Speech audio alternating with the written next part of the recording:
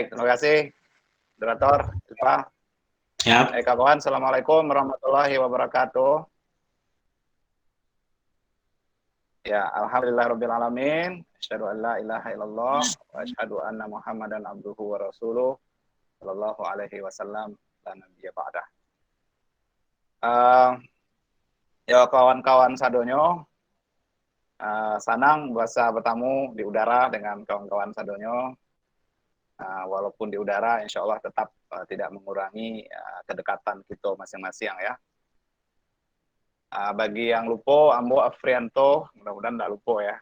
Tapi kalau fisik lah banyak berubah, itu rambut lah mulai habis, atau pakai peci kan. Ambo dulu memang sama Ustadz Indra satu kelas ya, satu tenda. Karena Ambo dingin-dingin pagi-pagi di Kota Baru kan. Kami satu tenda, setelah itu Ambo satu tigo, setelah satu tigo masuk agama duo. Tapi ambo tak samo tamek jo kawan-kawan. Jadi ambo agak taibo seketek kan. Karena menjelang tamek 9 ampe itu ambo sakit, menjelang panas. Jadi ambo tak bisa ikut ujian panas. Sehingga kemudian yaitu ambo tak bisa ikut ujian panas dan tak lulus lah kan. Jadi ambo mau ulang kuliah. Jadi kalau generasi tamek ambo sinalimo sama Irsat ya, proses dulu waktu di bawah setahun kan. Baik, kawan-kawan, Ambo izin berbagi tentang tema itu. Apakah screen Ambo bisa bisa terlihat Bapak Ibu, kawan-kawan? Bisa ya? Bisa ya? Ya. Tolong di tangan, pakai tangan aja jempol, pakai jempol aja ya. Ya, sip. Oke ya semua. Ya. Jadi Ambo izin membahas tentang tema Iko, tentang mendidik generasi milenial. Pertama, disclaimer-nya, Ambo bukan berarti orang yang udah berhasil mendidik anak-anak Ambo. Jadi Ambo lebih sharing Iko, kita diskusikan ya, bahwa caranya menghadapi anak-anak milenial ini kok. Karena alhamdulillah rata-rata kita kan lah menjadi orang tua gitu ya. Itu disclaimer pertama. Kemudian yang kedua, disclaimer-nya yaitu tadi Ambo bukanlah ahli sebenarnya tentang parent, tapi mari kita buka jadikan itu sebagai pemantik diskusi aja. Nah kawan-kawan, pertanyaannya kalau kini awak pernah tua, pertanyaan pernahkah kita sekolah untuk menjadi orang tua? Kita alhamdulillah mungkin gini lah macam-macam kegiatan kita kan. Kalau kayak Ilva udah jadi interpreter bahasa Jepang, karena beliau dulu memang jurusan bahasa Jepang ya kan. Terus kayak saya Ambo sendiri sebagai guru atau dosen bahasa Inggris, karena memang dulu kuliah S1 bahasa Inggris, S2 pun masih bahasa Inggris, S3 pun masih terkait dengan bahasa Inggris. Jadi wajar kalau kini bekerja di bidang bahasa Inggris. Tapi kawan-kawan, kini menjadi orang tua, the question is, apakah kita pernah bersekolah, belajar serius menjadi orang tua? Nah, rasanya belum ada di antara kita yang benar-benar duduk di sekolah sekian tahun untuk menjadi orang tua. Padahal menjadi orang tua inilah, kawan-kawan, satu peran yang harus lakukan dengan serius sampai akhir hayat kita. Ya, kalau tadi Ustaz Indra sudah bicara tentang keluarga Samara, tentu salah satu poin dari keluarga Samara itulah kita ingin memperoleh anak-anak yang soleh-solehah ya kan sebagai seorang muslim. Maka kemudian kita perlu belajar ya untuk menjadi orang tua. Nah mungkin bagian dari usaha kita belajar inilah malam kini kita membahas tentang tema itu kawan-kawan sadonya. Nah malam kini kita membahas tentang generasi milenial ya. Ya mungkin kita sudah sering membahas ini atau sering mendengar istilah generasi milenial ini, sekedar mengulang saja. Jadi generasi milenial itu kan dilekatkan dengan generasi yang lahir di awal-awal tahun 2000 gitu ya, atau di akhir tahun 2000, sekitar tahun 80-an sampai akhir 2000. Jadi kalau kita bicara generasi milenial itu disebut juga dengan generasi Y atau generasi Y ya. Sebelum itu generasi X. Nah, kayak kita ini generasi X nih kan. Ya, generasi X, setelah itu lahir generasi milenial sekitar tahun 80-an sampai 2000 itu. Nah, sebenarnya setelah itu generasi yang lahir setelah tahun 2000 itu disebut dengan generasi Z, dan setelah tahun 2010 itu disebut dengan generasi Alpha. Namun demikian, terma atau istilah yang paling populer itu malah milenial ini. Jadi terserahlah beda atau kategorisasi seperti ini. Mungkin poin singkatnya adalah generasi yang lahir ya sekitar tahun 2000 sampai sekarang, kira gitu secara umum. Nah, sebagai generasi yang lahir setelah generasi kita, kawan-kawan, kita perlu ingat sebagai orang tua, anak-anak kita itu lahir dan tumbuh di zaman yang jauh berbeda dengan kita sebagai orang tua mereka. Ya, misalnya mereka lahir tahun sekitar 90-an ya atau 98 ya, itu Soeharto tumbang, kemudian demokrasi tumbuh di Indonesia. Sementara generasi awak dulu kan tidak ada yang disebut dengan demokrasi itu, karena demokrasi terpimpin gitu ya. Nah, sementara mereka lahir di suasana yang sedemikian berbeda. Udah ada kecanggihan teknologi yang luar biasa ya, terutama internet. Nah, zaman kita kan memaci HP. Saya dulu mau tekan maci HP itu awal-awal baru tahun 2001 ketika di Padang gitu ya. Itulah tamek kuliah S1. Nah, sementara anak-anak kita kan sejak dari umur 2 tahun lah maci HP-nya kan, atau mungkin sejak baby-nya sudah tersentuh atau sudah bersentuhan dengan teknologi internet gitu. Nah, dengan adanya kecanggihan teknologi, kemudian komunikasi informasi terbuka, kemudian setelah itu juga terjadinya keterbukaan informasi yang luar biasa. Ya, salah satu contoh zaman kita cuma punya TVRI ya kan. Itu pun menonton bisa cuma mungkin sekali 2 jam sehari gitu ya. Sore-sore misalnya kan, setelah mandi baru boleh menonton. Itu pun nonton di rumah tetangga misalnya kan. Nah, beda anak-anak awak ini kan, ya, channel TV sangat banyak, kemudian internet sangat terbuka gitu ya. Sehingga kemudian sangat mungkin pengaruhnya lebih jauh, lebih kompleks dengan generasi ketika awak dulu. Maka kawan-kawan, dengan melihat kondisi seperti ini, sekali lagi kita perlu sadari bahwa kita menghadapi satu generasi yang sangat jauh berbeda dengan saat dulu kita menjadi anak-anak gitu. Ya, sebenarnya kalau kita bicara teori tentang generasi milenial cukup banyak ya literaturnya ya. Ya, ada yang menyebut di antara karakteristik lebih jauhnya, misalnya mereka sangat dekat dengan platform online, ya, kemudian mereka sangat dekat dengan teknologi, terkoneksi dengan media sosial, ya. Anak-anak kita itu tak ada rasanya satupun yang tidak punya media sosial sekarang, ya, baik di SMP, SMA, minimal mereka punya 1 akun Instagram misalnya kan. Nah, minimal itu. Kadang mereka punya 4 akun Instagram tuh, ya kan, dengan macam-macam tujuan gitu ya. Jadi mereka cepat menangkap informasi, kemudian mereka cenderung progresif gitu ya, menyukai sesuatu yang inovatif, ya, dan seterusnya. Ini agak teori ya. Terus juga anak-anak milenial itu gampang bosan Ibu Bapak. Ya, gampang bosan, makanya dia lebih banyak cari yang happy-happy gitu ya. Kemudian ada juga istilahnya ini ya, no gadget, no life ya. Karena mereka dengan gadget, mereka seperti nggak bisa hidup tanpa gadget. Jadi kalau awak punya anak gini, misalnya awak menginap di hotel gitu ya. Kalau zaman awak dulu, yang awak bayangkan hotel tuh mungkin kok ada nggak kolam renang ya misalnya kan. Ada nggak misalnya fasilitas yang mungkin menurut awak wah gitu. Nah, anak-anak kita kalau nginap di hotel, pertanyaan bukan ada kolam renang atau tidak. Ini salah satu pertanyaan penting ya, apakah password wifi-nya apa gitu kan. Nah, artinya mereka nggak bisa hidup tanpa gadget, karena gadget itu memang seperti sudah bagian dari diri mereka gitu. Terus mereka suka yang serba cepat ya, instan ya, makanya anak itu kurang sabaran gitu ya, dan seterusnya. Atau juga mereka jago multitasking. Jadi kalau misalnya mencari anak awak misalnya beraja kini di depan laptop, ya ini bisa mengerjakan tugas, kemudian pada saat yang sama buka akun sosial medianya, pada yang sama menjawab WhatsApp, menjawab Line dan sebagainya gitu. Ya, dan seterusnya. Nah, kemudian terakhir anak-anak milenial kok suka hal-hal yang sifatnya berbagi ya, sharing, karena istilahnya sharing is cool. Maka kemudian mereka punya pertemanan cukup banyak, walaupun pertemanannya berbeda dengan model pertemanan awak waktu ketek-ketek dulu gitu ya. Ya, mereka lebih banyak berteman di media sosial gitu. Nah, Bapak-bapak, kawan-kawan, pertanyaannya adalah sebagai orang tua yang punya anak-anak generasi milenial itu ini, apa yang harus kita lakukan? Gitu kan? Nah, menurut Ambo, dalam konteks parenting, pendidikan anak, konsep dasar sebagai seorang muslim, mungkin pernah kenal istilah ini ya, yaitu al-ummu madrasatul ula. Ya. Artinya ibu adalah sekolah pertama bagi anak-anak kita gitu. Ya.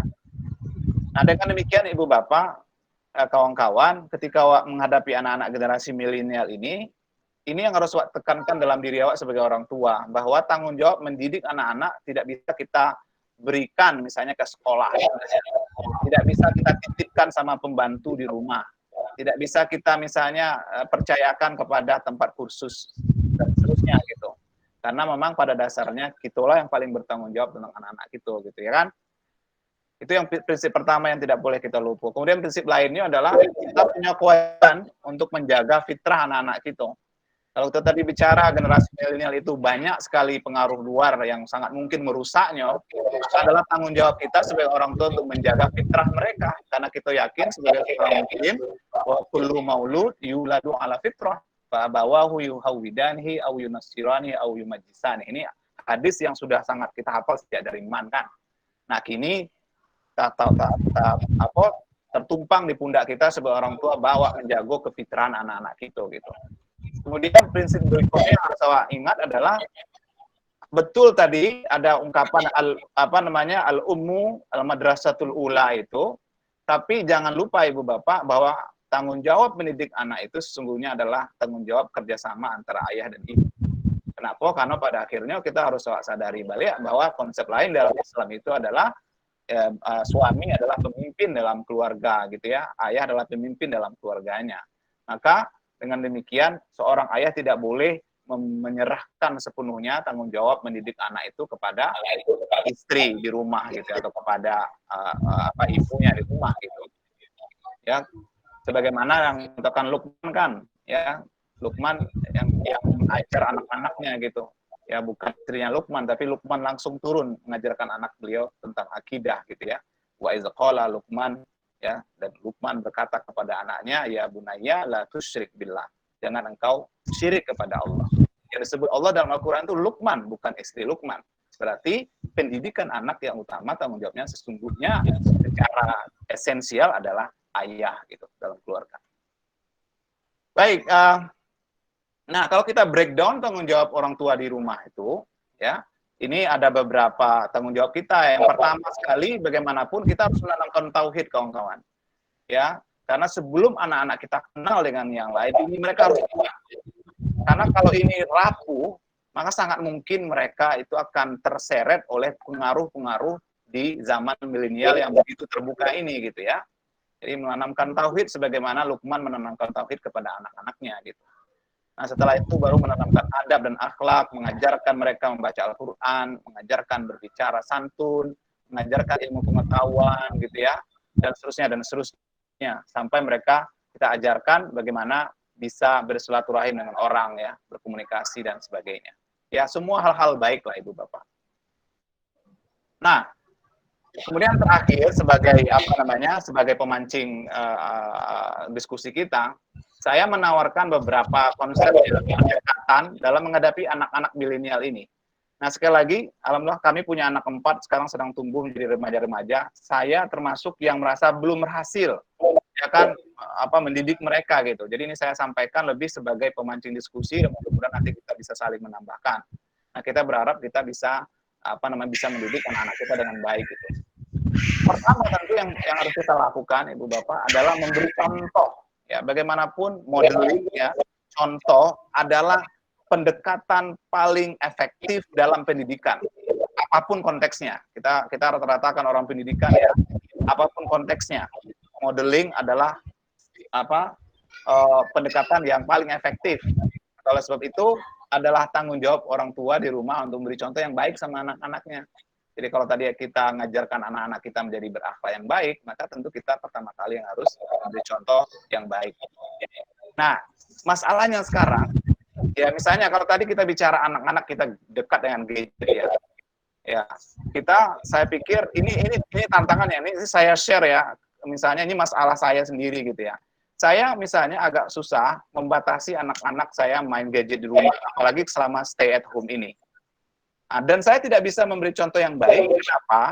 Karena saya sendiri setiap hari itu memang harus bergelut dengan gadget, walaupun saya sebenarnya lebih banyak bekerja gitu. Jadi agak susah saya bilang, jangan main HP gitu ya. Sementara dia lihat kita terus main HP misalnya kan. Nah, ini mungkin apa namanya dilema-dilema yang kita hadapi sebagai orang tua di zaman milenial ini. Tapi poin saya adalah modeling contoh dari orang tua adalah pendekatan yang wajib kita lakukan di rumah jika kita ingin anak-anak kita baik. Ya, kalau misalnya kita ingin anak yang baca Quran, dan kita harus duluan baca Quran misalnya kan. Kalau kita ingin anak-anak kita tepat waktu sholatnya, kita duluan yang sholat tepat waktu, sehingga anak kita bisa mengikuti. Kemudian yang berikutnya, ya saya pikir pendekatan dengan anak-anak kita yang mulai remaja, kita perlu juga mendekati mereka sebagai teman ya, dalam tanda kutip ya. Dalam teman maksudnya, kita mungkin tidak bisa lagi menjadi ayah yang ditakuti ya, seperti dulu mungkin sebagian ayah kita gitu ya. Dulu kita kayaknya, kalau saya nggak pernah saya berani itu curhat ya hal-hal yang pribadi sama ibu saya sama ayah saya.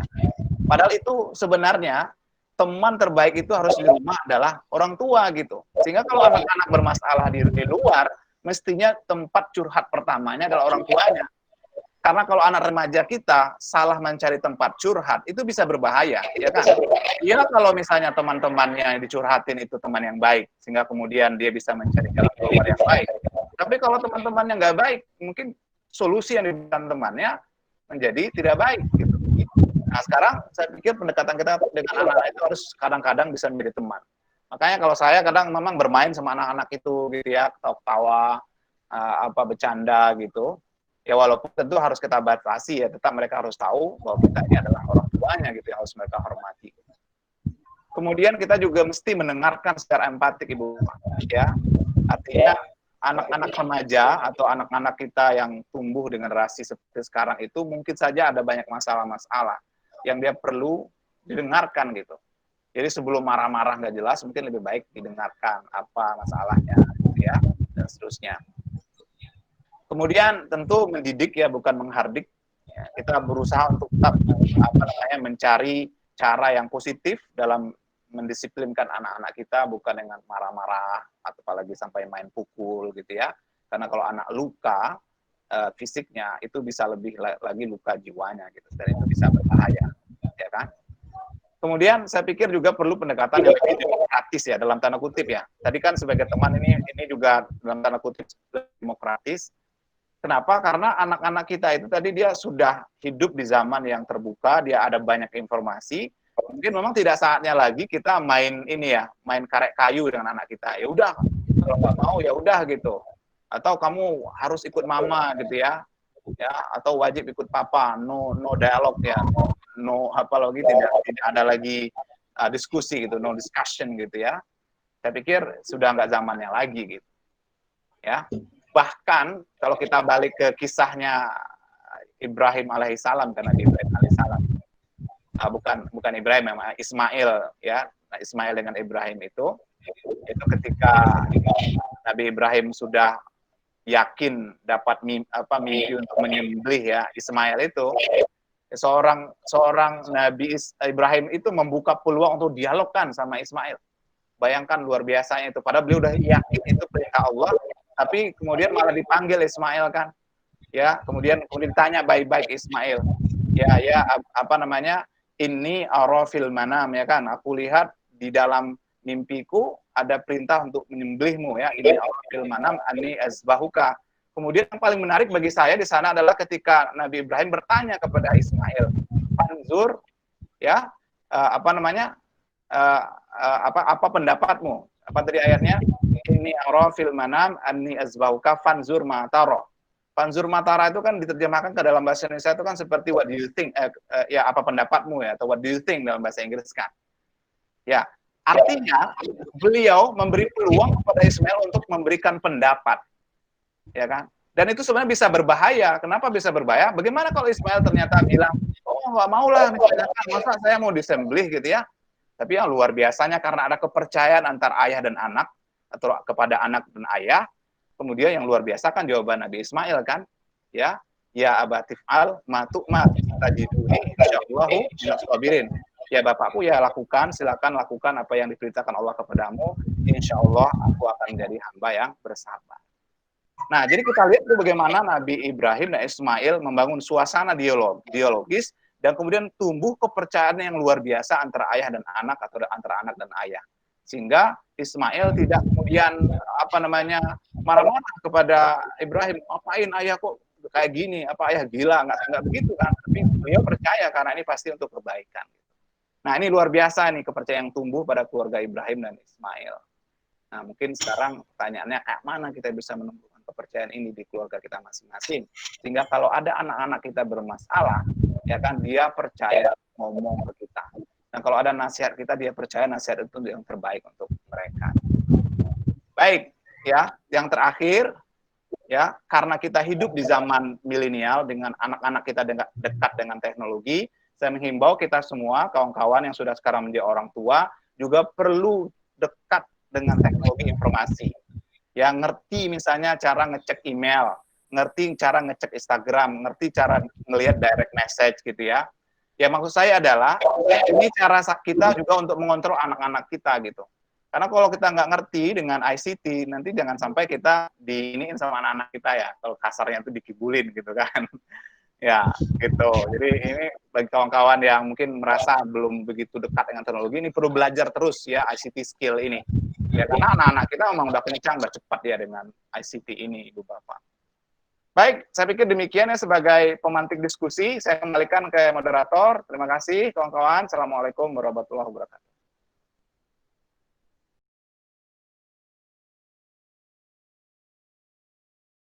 Jadi sesi yang kedua baru diselesaikan oleh Ustadz Andro. Intinya dua tema yang saling kait ya, dari Ustadz Indra tadi, kemudian dengan terakhir ditutup dengan manis ya.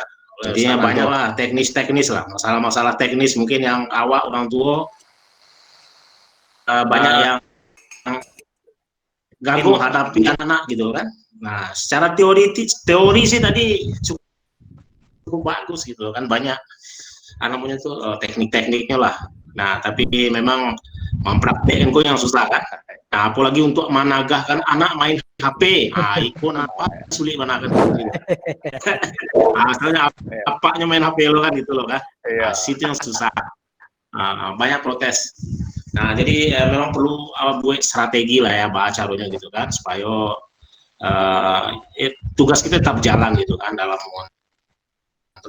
Itulah perlulah ilmu-ilmu yang diberikan tadi, mudah-mudahan itu bisa praktekkan lah dalam keseharian itu mas-masamu. Jadi sesi yang kedua adalah selesai, kemudian kita lanjut ke sesi tanya jawab. Kalau kita di grup kok kita punya tamu ya, jadi mungkin tamu lah gitu dulu kan lah. Sebenarnya kita sama-sama satu ya. Nah, Devri Hanas, adik gitu. Devri Hanas. Yukrim Daifah lah ya kan? Tamu dulu dimuliakan ya kan? Halo, Pak Devri. Halo Bang, ya Bang. Iya Bang. Devri Hanas kan dikasih kesempatan duluan lah. Salam kenal ya. Abang Uni Teronyo, Ambo Devri Hanas. Amat di Mangkota Baru 2000 ampe. Mudah mana? Mudah Bang. Anak masih kete Bang. Bang Teronyo, abang pengen tanya ke Ustadz ya. Apa? Indra.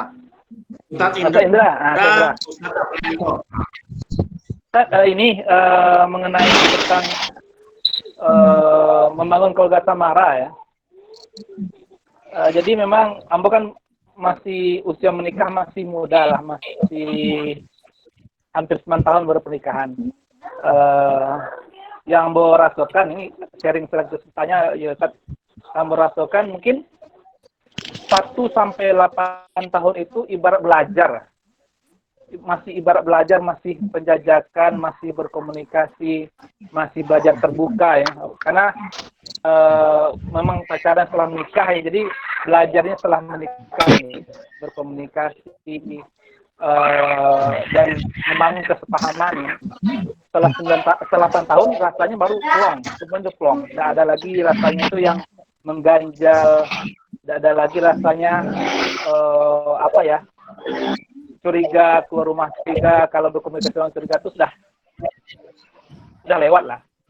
Nah ini gimana Ustaz? Ini kayaknya harus dibentuk pasangan-pasangan muda ya. Kali bapak-bapak lah, abang-abang lah punya anak dewasa kan? Sudah punya anak dewasa mau menikah, mempelai tahun 2 tahun itu sudah selesai penjajakannya. 3 tahun itu sudah mulai plong semuanya ada berkomunikasi. Yang kedua, Ustaz, ini Ustaz, jadi Ambo pernah dapat pelajaran juga. Jadi kalau dalam pernikahan itu memang sakinah, mawaddah, warahmah, kalau hal itu ditutup dengan amanah. Ditutup dengan amanah gitu loh. Jadi sakinah habis, ada mawaddah, ada warahmah di situ. Kemudian kalau itu semua habis, nggak ada lagi di antara pasangan suami istri ini, ada amanah yang harus dipertanggungjawabkan. Nah, ini gimana Ustaz? Sekali lagi mungkin perlu kita catat bahwa konsep samara itu sebenarnya bukan konsep khusus untuk keluarga muslim, karena itu tabiat pernikahan seluruhnya baik muslim atau kafir atau non muslim, begitulah yang normalnya, sakinah, mawaddah, warahmah. Biasanya untuk keluarga muslimnya itu ya usrah mukminah, keluarga yang beriman, keluarga yang islami, atau keluarga yang mubarakah, yang dipenuhi dengan berkah. Adapun samara tadi kan diawali dari ayat tadi, itu menunjukkan begitulah kira-kira kodrat rumah tangga yang ada pada manusia. Rumah tangga itu litaskunu ilaiha, supaya kalian wahai para lelaki menjadi tentram, menjadi tenang, berada di sisi pasangan kalian. Jadi kata kuncinya itu litaskunu. Nah, kemudian di ayat tadi litaskunu, Allah itu khitabnya atau yang diajak bicara di situ adalah laki-laki. Kemudian ketika wajah ala bainakum, dan menciptakan di antara kalian, antara laki-laki dan perempuan itu mawaddah, kemudian rahmah. Di tujuan pernikahan tadi pertama adalah agar terjadi litaskunu, rasa nyaman, rasa tentram. Dan Allah khususkan pada laki-laki karena biasanya secara kudrati, secara fitrah laki-laki itu lebih kacau, lebih lebih bergejolak daripada wanita. Kita itu adalah tempat ketenangan, tempat ketentraman. Nah, jadi seharusnya itu seperti wanita itu. Karena itu dipakai litaskunu. Litaskunu itu agar kamu tentram. Nah, dari kata kanayas kunu itu tempat tinggal kita, rumah itu disebut dengan maskan. Maskan artinya tempat kita tinggal, artinya seorang wanita itu berdasarkan ayat ini itu seolah-olah sebagai rumah bagi seorang suami. Rumah itulah tempat kita melepaskan kepenatan, tempat kita mendapatkan ketentraman. Maka bagi kedua belah pihak itu adalah tujuan. Bagaimana cara mewujudkan? Pertama tentu jika belum menikah, pilihlah rumah yang kira-kira akan membuat Anda nyaman. Gitu. Walaupun misalnya kita punya budget yang sangat terbatas, ya uang kita sedikit, tetapi dengan sedikit itu kita bisa memilih rumah yang sederhana tapi nyaman, mempersiapkan dirinya. Dan seperti yang dibuka oleh Ustadz Anto tadi, sebagaimana kita tidak pernah mendengar orang sekolah untuk jadi orang tua, rasanya jarang pula orang sekolah untuk menjadi suami dan istri. Padahal itu kan perjalanan abadi antara laki-laki dan perempuan dalam satu rumah tangga. Nah, setelah mempersiapkan diri, itu kan nanti prosesnya ada komunikasi seperti yang dikatakan oleh Devri tadi. 9 tahun kan ada proses komunikasi. Nah, untuk mengenal untuk mempermudah komunikasi ini perlu ilmu lain, yaitu semacam mungkin tidak terlalu mendalam tapi dasar-dasar seperti ilmu jiwa, memahami karakter, harus menyesuaikan diri. Nah, artinya kalau sebelum menikah carilah pasangan yang betul-betul sesuai. Apabila sudah terjadi pernikahan, kita harus sama-sama berusaha menyesuaikan diri. Kalau ada yang kurang, maka lengkapi. Nah, kemudian tadi dikatakan bahwa litaskunu ilaiha, artinya yang tabiat laki-laki itu dia lebih butuh ketenangan daripada cinta dan kasih sayang. Beda dengan wanita. Wanita lebih membutuhkan cinta dan kasih sayang tadi.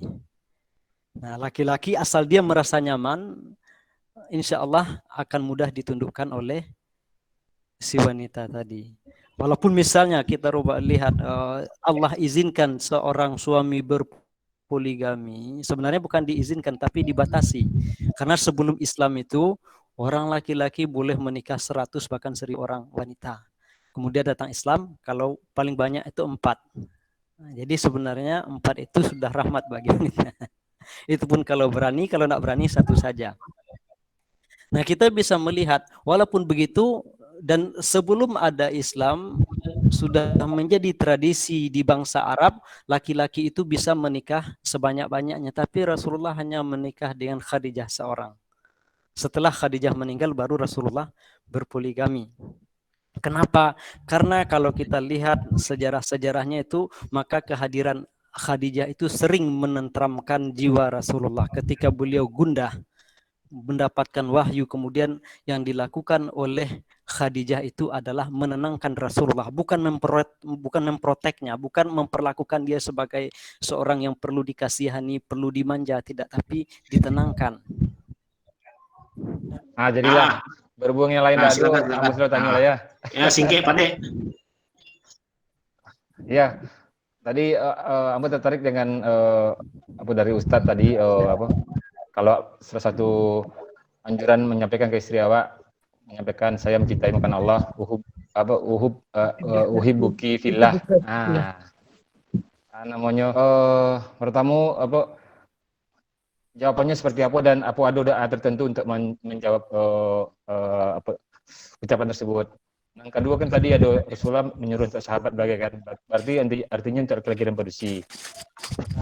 Di zaman kini apa tidak jadi aneh kita awak menyampaikan ke kawan awak, saya mencintaimu karena Allah gitu. Itu sementara itu dari anggota. Oke. Langsung Ustaz Indra. Silakan. Jadi sebenarnya tidak harus spesifik uhibbuki fillah pada istri, pengertian dari mawaddah tadi adalah ungkapan perbuatan terhadap orang yang kita cintai yang lahir dari rasa cinta. Halo, yang suaranya tolong di-mute ya. Misalnya Oke. Pertama dia adalah mengungkapkan kecintaan kita. Apakah kita katakan uhibbuki fillah, dan itu yang terbaik, maka si wanita dianjurkan atau siapa saja yang mendengar ucapan itu dari saudaranya mengatakan ahabbakallahu alladzi ahbabtani fihi. Ahab, semoga Allah juga mencintaimu, Allah yang telah membuat kamu mencintai saya karenanya. Atau nanti kita tuliskan di grup tulisannya ahabbakallahu alladzi ahbabtani fihi. Semoga Allah yang telah membuatmu mencintaiku juga mencintaimu. Jadi terhadap istri selain ucapan itu, ya ucapan-ucapan kita yang lain harus menunjukkan rasa cinta tadi. Misalnya kalaupun berang, pilihlah kata-kata yang bukan malapehan sakit hati, atau kata tangga mungkin tidak tak kecian tu, tapi karena istri awak surang keluarlah kata-kata nan kasar, maka itu dihindari. Nah, jadi seperti tadi, senyum itu adalah mawaddah, dan di dalam perasaan awak adalah cinta. Nah, hubung dengan yang saudara-saudara kita yang lain, apalagi dengan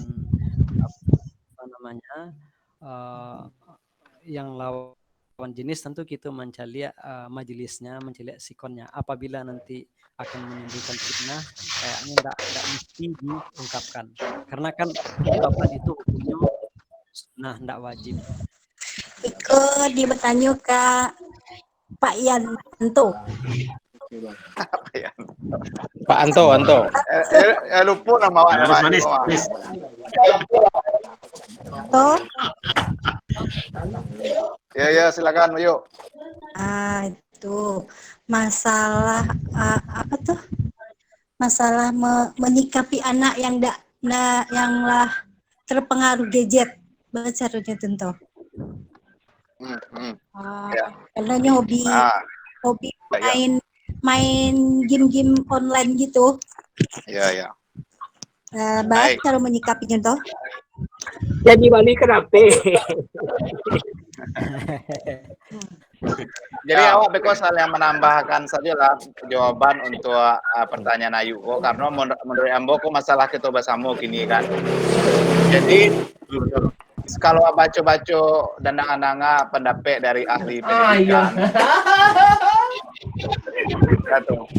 Salah kata. Jadi ayo. Tolong demo dulu yang lain ya. Nah, sebentar. Yang lain tolong dimute dulu suaranya. Oke. Kedengaran. Jadi kalau kita baca teori pendidikan itu, yang pertama kita memang harus hati-hati memberikan kepada anak. Intinya jangan terlalu capek membalikan anak tuh HP. Jadi jangan sampai dek sayang ke anak, kemudian anak SD baru lah balikin HP kan, lah balikin HP smartphone. Nah, secara secara konsep pendidikan itu terlalu dini anak waktu bersentuhan dengan teknologi itu gitu. Karena dia belum punya kontrol terhadap dirinya gitu kan, dia masih belum matang gitu. Nah, kami sendiri memang tidak jauh beda sebenarnya masalahnya. Walaupun kami berusaha untuk intinya membatasi ya. Misalnya kalau HP, anak kami itu baru SMA, baru kami balian HP gitu. Nah, kecuali untuk yang anak ketiga ya. Anak yang ketiga, gua masih SMP sebenarnya, pas masih senawiyah kelas 1 senawiyah kini atau kelas berapa kelas 7 lah. Terpaksa petang selama stay at home tuh memang terpaksa juga balikin HP kan, karena selama stay at home kan belajar online. Hanya belajar ketiga-tiganya kan. Abarabu HP kan baca kan. Nah, jadi dengan niat untuk belajar akhirnya kan dibalikin juga gitu. Tapi setidaknya awak aware bahwa ada bisa anakku secapek-capeknya dibalikin HP. Jadi sayang karena itu bukan lagi HP capek, tapi intinya awak batasi gitu. Nah, kemudian yang kami lakukan di rumah terkait HP kok misalnya bikin kesepakatan. Kalaupun megang HP selain untuk belajar, kalaupun untuk main game atau misalnya untuk nonton itu biasanya ada kesepakatan sekian jam. Inti harus usaha membuat kesepakatan dengan anak. Sekian jam harus berhenti. Kalau misalnya taruh HP di kamar orang tua gitu kan, jadi aduh anak yang bawa HP ke kamar gitu.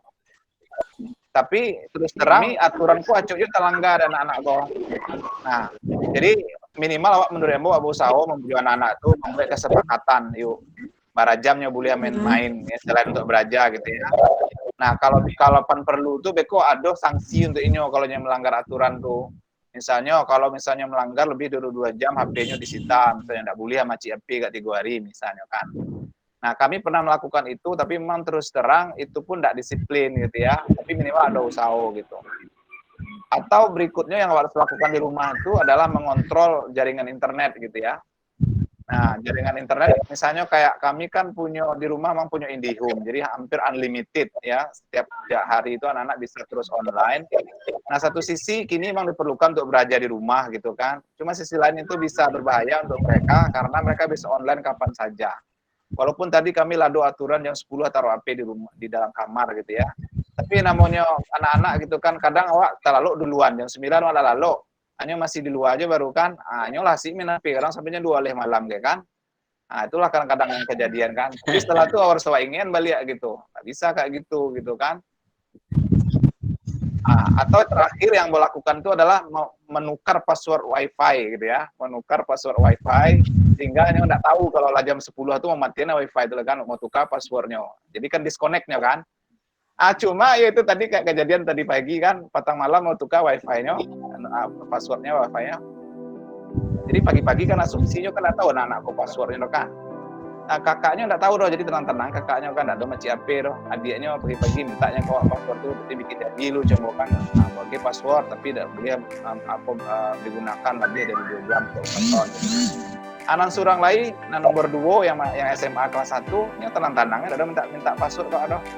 Jadi katanya, Alia, kamu kok tenang-tenang aja, bisa kamu internet? Bisa, ya. Kok bisa? Ya bisa katanya. Senyumnya kan, kok bisa ya kan di password wifi-nya.